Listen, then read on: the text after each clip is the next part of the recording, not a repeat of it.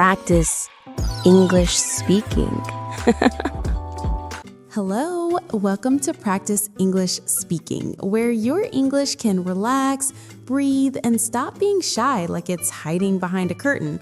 Because honestly, we've all been there and laughed about it later. Hello! Welcome to Practice English Speaking. And yes, Anna is right, because English sometimes feels like that friend who shows up late and then forgets your name, which is awkward but also kind of funny.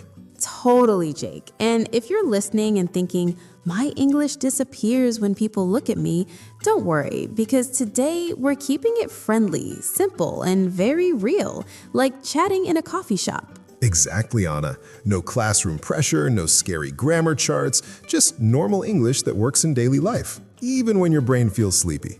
And today's topic is super useful because we're talking about essential English phrases for daily conversations, the kind that make you sound natural and confident, even if inside you're like, please don't ask me a hard question.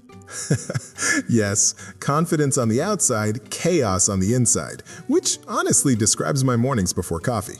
Let's start simple, Jake, because beginners love simple. Like when someone asks, "How are you?" and your brain suddenly forgets all words except fine. Oh yes, the famous "I'm fine," which we say even when we are tired, hungry, confused, or all three at the same time.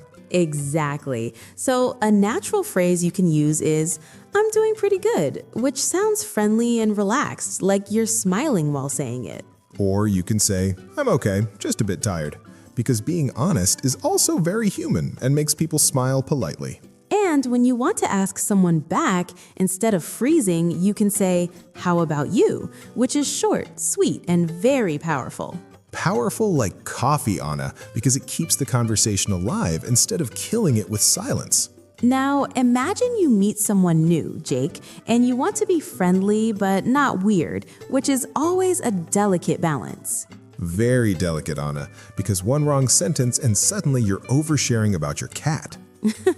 True. So a safe phrase is, "Nice to meet you," said with a smile, not like a robot who just learned emotions. And if you meet them again, you can say, "Nice to see you again," which sounds natural and shows you actually remember them.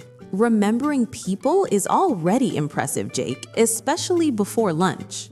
Let's talk about daily situations, like asking for help, because everyone needs help, even confident English speakers who pretend they don't.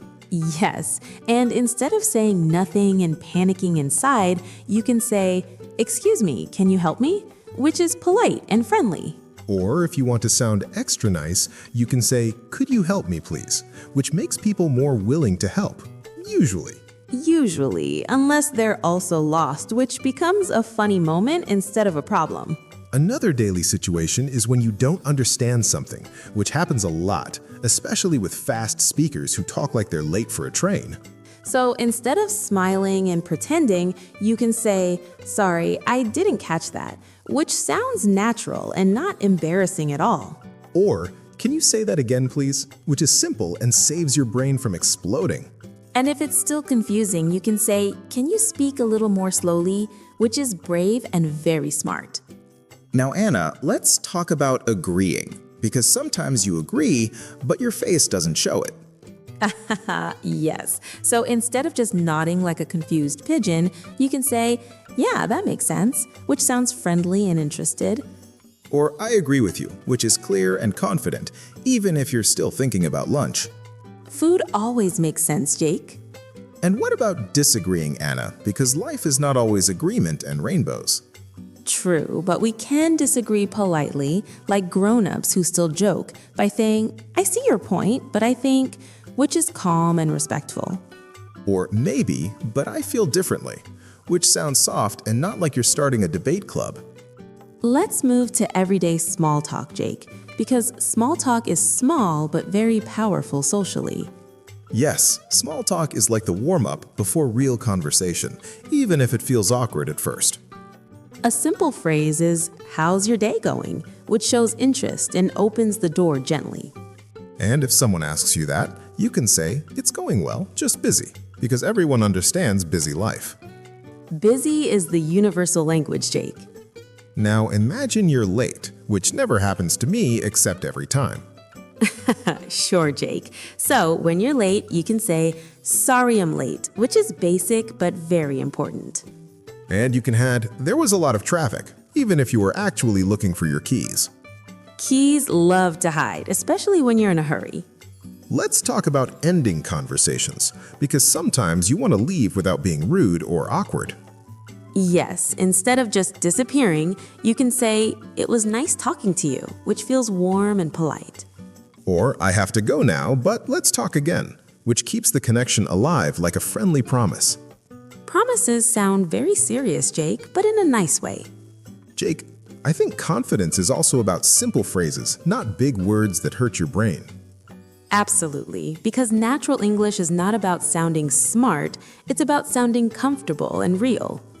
Like saying, "Let me think," when you need time, instead of panicking silently.